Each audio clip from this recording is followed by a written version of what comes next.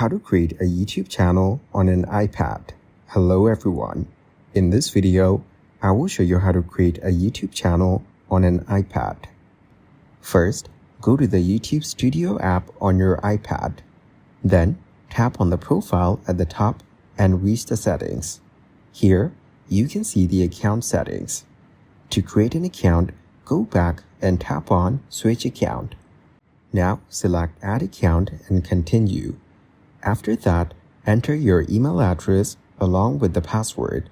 Next, it will create your account and go back to select YouTube.